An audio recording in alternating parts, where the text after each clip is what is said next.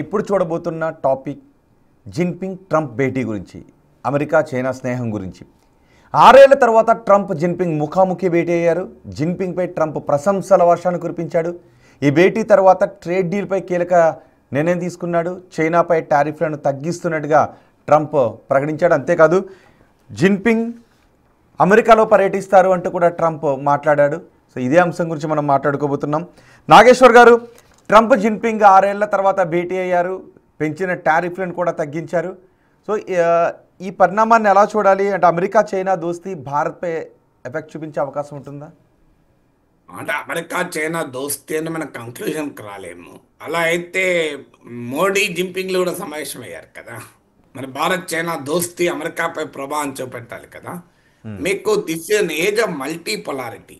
అంటే మల్టీపొలారిటీ అంటే ప్రపంచంలో గతంలో లాగా కోల్డ్ వార్ పీరియడ్ లాగా అమెరికా సోవియట్ యూనియన్ల మధ్య ప్రపంచం చీలిపోలే.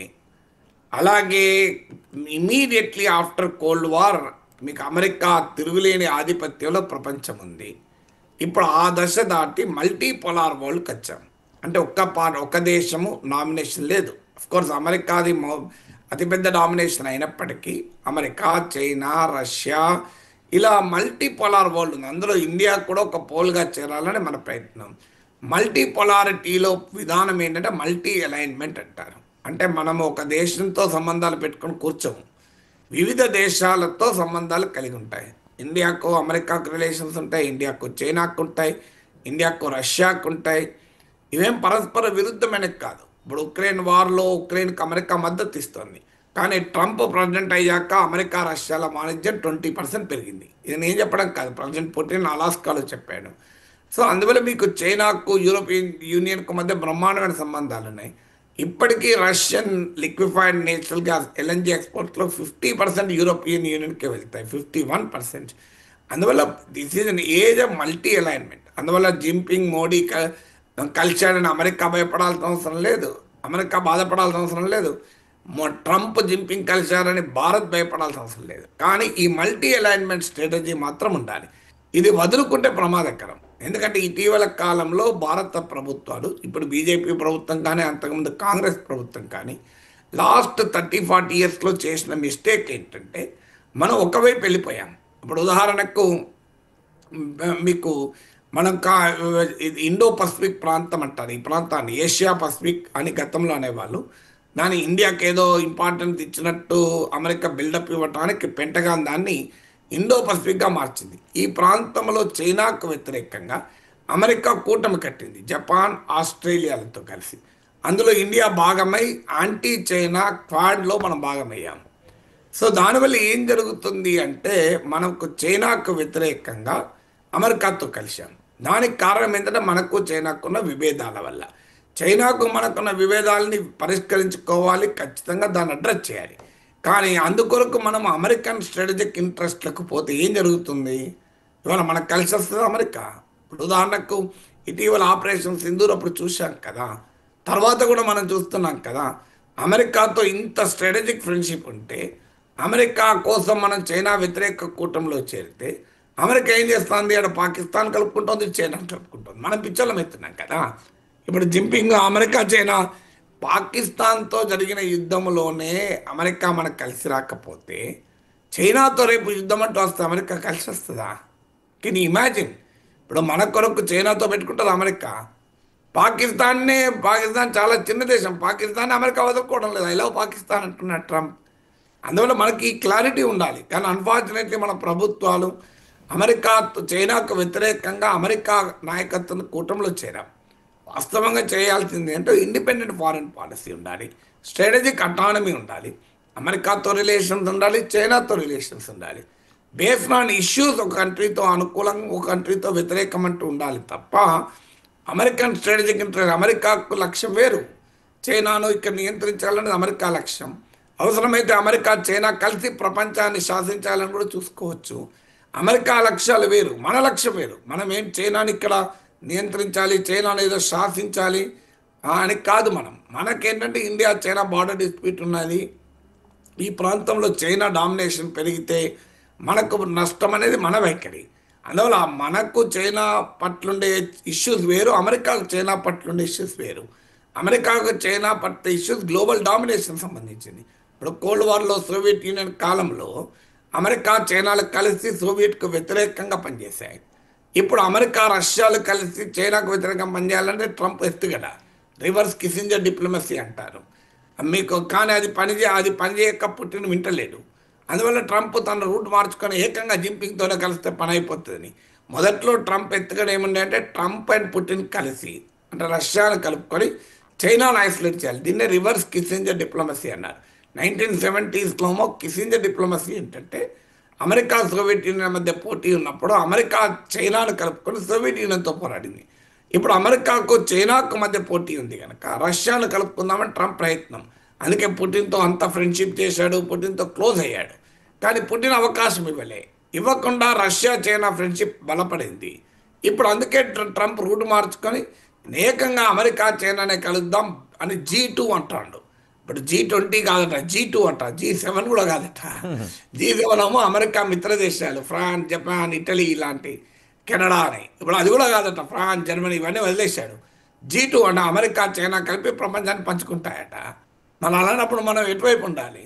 అందువల్ల ఎప్పుడు కూడా ఇండియా అమెరికా కోసం చైనాతో, చైనా కోసం అమెరికాతో, రష్యా కోసం అమెరికాతో, అమెరికా కోసం రష్యాతో ఇలా ఉండద్దు రిలేషన్స్. ఇండియా కోసం ఇండియా ఉండాలి. దాన్నే మల్టీ అలైన్మెంట్ స్ట్రాటజీ అంటారు. సో ఈ మల్టీ పొలార్ వరల్డ్లో మల్టీ అలైన్మెంట్ స్ట్రాటజీ కనుక అనుసరిస్తే నష్టం ఉండదు. అన్ఫార్చునేట్లీ దాన్ని వదిలేసి మన అమెరికా ఏదో చేస్తుంది అనుకొని మనం చైనాకు కట్టడి ఎత్తడానికి అమెరికా సహాయం తీసుకుంటే అమెరికా చైనా కట్టడి వేస్తుందా? అమెరికా చైనాను కలిపి భారత్ను కట్టడి వేస్తాయి. పాకిస్తాన్ విషయంలో అమెరికా వైఖరి చూసాకైనా మన ప్రభుత్వాలకు అర్థం కావాలి కదా. అంటే G2 ఎఫెక్ట్ ఉంటే ప్రపంచ దేశాల దృక్పథంలో ఏదైనా మార్పు వచ్చే అవకాశం ఉంటుందా? ఈ రెండు దేశాలు పంచుకుందాం ప్రపంచాన్ని. G2 అని ఇప్పుడు అన్నాడు, దాని ఎఫెక్ట్ ఎక్కడిది? దానిపైన ప్రపంచ దేశాల వైఖరి మారడం ఎక్కడిది? ఇప్పుడు G2 ఎఫెక్ట్ అని కాదు, అది మీకు ఇంటర్నేషనల్ రిలేషన్స్ను టూ సింప్లిఫై చేయకూడదు. ఇప్పుడు ఏదో అమెరికా చైనా కలిసి G2 ఏర్పడినట్లు ప్రపంచాన్ని రెండు కలిపి దోచుకుంటున్నట్టు మనం కంక్లూజన్లో రాకూడదు. అదొక ప్రతిపాదన, అమెరికా చైనా G2 అని. That doesn't mean G2 effect start అయిందని కాదు. సో నిజంగానే అమెరికా చైనాలు కలిసి ప్రపంచాన్ని శాసించాలని చూస్తే ఆటోమేటిక్గా బాధిత దేశాలను ఏకమవుతాయి కదా. సో అందువల్ల నేను G2 ఎఫెక్ట్ మొదలైందని కాదు, G2 అనే కాన్సెప్ట్ను ప్రతిపాదించాడు. అంటే దాని అర్థం ఏంటి? అవసరమైతే అమెరికా చైనాలు కలిసైనా ప్రపంచాన్ని సాధించే ప్రమాదం ఉంది కనుక మనం మల్టీ అలైన్మెంట్ స్ట్రాటజీ ఉండాలన్నది నా వైఖరి. ఓకే, అంటే అమెరికా చైనా మధ్య వివాదాలు సమసిపోయినట్టుగానే చూడాలి ఈ భేటీతో. ఎందుకంటే ఇప్పటికీ చైనా రష్యా నుంచి ఆయిల్ కొనుగోలు ఆపలేదు. అందుకే నేను చెప్పేది, మనకు టీవీ ఛానళ్ళు కాస్త ఇంటర్నేషనల్ రిలేషన్స్ కూడా సౌండ్ బైట్ జర్నలిజం చేయకూడదు. అంతర్జాతీయ సంబంధాలు సౌండ్ బైట్ జర్నలిజం కాదు. అంతర్జాతీయ సంబంధాలు అనేది ఒక లాంగ్ కాంప్లెక్స్ ప్రాసెస్. ఒక్క మీటింగ్తో మొత్తం సమసిపోడు, మళ్ళీ ఒక మీటింగ్తో జరగకపోతే మొత్తం దెబ్బతినడు, ఇలా ఉండదు. టీవీ ఛానల్లో షౌటింగ్ మ్యాచ్లాగా ఉండవు ఇంటర్నేషనల్ రిలేషన్స్ అనేది. అందువల్ల మీడియా ఎప్పుడు కూడా ట్రివియలైజ్ చేయకూడదు. సో మీడియా కాస్త అంతర్జాతీయ సంబంధాలకు ఉండే కాంప్లెక్స్ క్యారెక్టర్ అర్థం చేసుకోవాలి. Too early conclusion, two sweeping conclusion మీడియాకి అలవాటు. సో అలా నేను విశ్లేషించలేను. సో అమెరికా చైనాల మధ్య ఒప్పందం even this is not even a final deal. కొన్ని విభేదాలపైన రెండు దేశాలు మాట్లాడుకున్నాయి. ఉదాహరణకు రేర్ ఎర్త్స్ అమెరికాకు అర్జెంటుగా కావాలి. ఎందుకంటే రేర్ ఎర్త్స్ ఈ ఎలక్ట్రిక్ వెహికల్స్ నుంచి మొదలుకొని ఆటోమొబైల్స్ నుంచి అత్యాధునిక డిఫెన్స్ ఇండస్ట్రీ వరకు రేర్ ఎర్త్ కావాలి. చైనా దానిపైన ఆంక్షలు విధించింది రేర్ ఎర్త్ ఎక్స్పోర్ట్స్ పైన. ప్రపంచంలో ఉండే రేర్ ఎర్త్ ఎక్స్పోర్ట్స్లో అత్యధిక భాగం చైనా కంట్రోల్ చేస్తుంది, రేర్ ఎర్త్ సప్లై చైన్. అందువల్ల అమెరికాకు అర్జెంటుగా రేర్ ఎర్త్ కావాలి కనుక కాస్త వెసులుబాటు ఇచ్చింది చైనా. రేర్ ఎర్త్ పైన ఒక 1 year వరకు వాయిదా వేసింది ఆంక్షల్ని. తర్వాత అమెరికా సోయాబీన్ను చైనా కొంటది. ఎందుకంటే అమెరికా సోయా రైతులు ట్రంప్ సపోర్ట్ బేస్. ఈ మధ్య అమెరికా టారిఫ్ విధించాక చైనా సోయా దిగుమతుల్ని ఆపేసింది. అందువల్ల ఇప్పుడు కొంత సోయా కొనటానికి అంగీకరించింది. అమెరికా మూడో కాన్సర్న్ ఫెంటనిల్. ఫెంటనిల్ అనే మత్తు పదార్థాలకు ఉపయోగపడే కెమికల్స్ను చైనా ఎక్స్పోర్ట్ చేస్తోందని, దాన్ని కంట్రోల్ చేస్తానికి అంగీకరించారు. ఇది అమెరికా వైపు నుంచి చైనా అంగీకరించింది. ఇక చైనా కన్సర్న్స్ ఉన్నాయి. చైనా కన్సర్న్ మొదటిది తైవాన్. తైవాన్ విషయంలో మేము చర్చించలేదని అమెరికా చెప్పాడు. ఎందుకంటే తైవాన్ ఇండిపెండెన్స్కి అమెరికా అనుకూలం అన్నది చైనా వాదన. అలాగే టారిఫ్లో ఒక ప్రధానమైన సమస్య, దాన్ని తగ్గిస్తానని ట్రంప్ అంగీకరించాడు. ఈ రెండింటితో పాటు చిప్స్ ఇష్యూ ఉంది. అమెరికా ఎన్విడియా చిప్స్ను చైనాకి ఇవ్వద్దని ఆంక్షలు పెట్టింది. బ్లాక్వెల్ చిప్స్ అంటారు, చాలా కీలకమైన chip, most modern sophisticated chip అది. సో చైనాకు వెళ్ళకముందే ట్రంప్ బ్లాక్వెల్ చిప్స్ చైనాకి ఇవ్వడం పైన సానుకూలంగా స్పందించాడు. అందువల్ల డిఫరెన్స్ ఆఫ్ ఇష్యూస్ పైన మాట్లాడుకుంటారు. ఇవన్నీ కూడా ఒక్క రోజులో పూర్తి కాదు, ఒక ఎపిసోడ్లో పూర్తి కాదు. ఒక తెలుగు సీరియల్లే ఏళ్ళ తరబడి నడుస్తుంటే ఫారిన్ రిలేషన్స్ ఒక ఎపిసోడ్లో ఒక మీటింగ్లో పూర్తయితాయా? రైట్. అదే సమయంలో భారత్పై కూడా టారిఫ్లు తగ్గిస్తాడని ఒక చర్చ జరుగుతోంది. ఎందుకంటే రష్యా నుంచి ఆయిల్ కొనుగోలు చైనా ఆపలేదు. సో చైనాపై టారిఫ్లు మాత్రం తగ్గించాడు. ఇప్పుడు భారత్పై కూడా తగ్గిస్తాడా అనే ఒక చర్చ జరుగుతోంది. అంటే రెండు దేశాల రిలేషన్స్ వేరు. మీకు అమెరికా చైనా రిలేషన్స్ వేరు, అమెరికా ఇండియా రిలేషన్స్ వేరు. అమెరికా చైనా రిలేషన్స్లో కీలకం ఏంటంటే, ప్రపంచం, మీకు ఫాక్స్ టీవీలో నేను రిపోర్ట్ చూశాను, 37% ఆఫ్ గ్లోబల్ కన్జంప్షన్ అమెరికాలో ఉంటుందని. సో అమెరికా అనేది ప్రపంచంలో అనేక దేశాల నుంచి అనేక వస్తువుల్ని దిగుమతి చేసుకుంటుంది. అమెరికాలో ఉత్పత్తి కాదు. ఉదాహరణకు కూరగాయలన్నీ అమెరికాలో అత్యధిక భాగం మెక్సికో నుంచి వస్తాయి. ఎందుకు? అమెరికాకున్న క్లైమేటిక్ కండిషన్స్లో అన్ని రకాల కూరగాయలు పండవు. అమెరికన్ ఎకానమీ కాస్త మ్యానుఫ్యాక్చరింగ్ నుంచి ఫైనాన్షియల్ సెక్టార్కు వెళ్ళింది. High technology, financial sector. So American ఎకానమీలో ఈ ట్రాన్సిషన్ వచ్చింది. అందుకే మీకు టెస్లా లాంటి అమెరికాలో మ్యానుఫ్యాక్చర్ చేసిన ఒకప్పుడు డెట్రాయిట్ మ్యానుఫ్యాక్చరింగ్ హబ్గా ఉండేది. సో అమెరికా నుంచి మ్యానుఫ్యాక్చరింగ్ కాస్త మీకు కెనడాకు, జర్మనీకి, మెక్సికోకు, సౌత్ కొరియాకు, ఇలా చాలా దేశాలకు వెళ్ళిపోయింది. సో అందువల్ల America imports many things. America దగ్గర డబ్బులు ఉన్నాయి, కానీ ఆ వస్తువులు అమెరికాలో సరిపోయినంత ఉత్పత్తి కాదు. అమెరికాలో కోడిగుడ్లు కూడా ఇతర దేశాల నుంచి వస్తాయి మీకు. అందువల్ల అమెరికాలో మీరు ఇప్పుడు చూస్తే, మీరు కాస్కో లాంటి సూపర్ మార్కెట్కి వెళ్ళండి, ఏ సూపర్ మార్కెట్కి వెళ్ళండి, అలానే ఎక్కువ ప్రొడక్ట్స్ మెక్సికో నుంచి వస్తాయి. ఎందుకంటే మెక్సికో క్లైమేటు డిఫరెంట్. సో అందువల్ల అమెరికాకున్న ఛాలెంజెస్ రీత్యా అమెరికన్కు చైనా వస్తువులు అవసరం. అంటే China is a very big supplier, America is a very big importer. So ఇప్పుడు చైనా కాదనుకుంటే ఆల్టర్నేటివ్ ఇతర దేశాల నుంచి అమెరికా దిగుమతులు చేసుకోవాలంటే సప్లై చైన్స్ ఎస్టాబ్లిష్ కావాలి.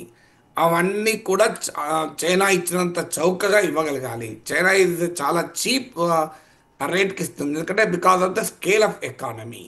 అలాగే ఇప్పుడు అమెరికా ప్రొడ్యూస్ చేసే సోయాలో చైనానే ఎక్కువ ఉంటుంది. అసలు ప్రపంచంలో ఉత్పత్తి అయ్యే సోయాలో 60% చైనానే ఎక్కువ ఉంటుంది. అందువల్ల ఇప్పుడు అమెరికా చైనా సోయా ఉంటుంది, మేజ్ ఉంటుంది, మొక్కజొన్న ఉంటుంది. సో అందువల్ల ఈ మ్యూచువల్ డిపెండెన్స్ అమెరికాకు చైనాకు ఉంది. అలాగే ఎన్విడియా చిప్స్ చైనాకు కావాలి, మోడర్న్ చిప్స్. చైనా ఉత్పత్తి చేసే రేరర్స్ అమెరికాకు కావాలి. సో అమెరికాకు చైనాకు ఉండేటువంటి రిలేషన్షిప్ ఇస్ డిఫరెంట్. సో అక్కడ ట్రంప్ తలవంచాడంటే అంతలా తలవంచుతాడని చెప్పలేం. సో ఇండియా పైన అమెరికా అంత ఆధారపడలేదు, చైనా పైన ఆధారపడ్డట్టు. ఒక రకంగా మనమే అమెరికా పైన ఎక్కువ ఆధారపడ్డాం, ఎందుకంటే మనకు వెరీ బిగ్ ఎక్స్పోర్ట్ మార్కెట్. ఉదాహరణకు మన సాఫ్ట్వేర్లో 54% అమెరికాకే వెళ్తుంది, మన సాఫ్ట్వేర్ ఎక్స్పోర్ట్స్లో. మనకు అలాగే జెమ్స్ అండ్ జ్యువెలరీ, రొయ్యలు, మెరైన్ ప్రొడక్ట్స్, మీకు ఇలా టెక్స్టైల్స్, ఫార్మాసిటికల్స్, ఆటోమొబైల్స్, ఇలా మనం ఆటో కాంపోనెంట్స్ చాలా అమెరికాకు ఎగుమతి చేస్తాం. అమెరికా ఇది ఎక్స్పోర్ట్ మార్కెట్ ఫర్ అస్. అందువల్ల మనకు అమెరికా ఇండియాల మధ్య ఉండే రిలేషన్షిప్ వేరు. అందువల్ల ఒక దేశంతో ఒప్పందం కుదిరితే మరో దేశంతో ఒప్పందం అని కాదు. అలాగే చైనా అమెరికాకు కాంపిటీటర్, రైవల్. ఇండియా రైవల్ కాదు. ఒక రకంగా ఇండియా అవసరం ఉంది అమెరికాకు, ఎందుకంటే చైనాకు వ్యతిరేకంగా బ్యాలెన్స్ చేయాలి ఏషియాలో అంటే. సో డైనమిక్స్ అనేది డిఫరెంట్గా ఉంటాయి. అందువల్ల ఒక దేశంతో ఒప్పందం కుదిరిందంటే మరో దేశంతో ఒప్పందం అని కాదు కదా. కరెక్ట్.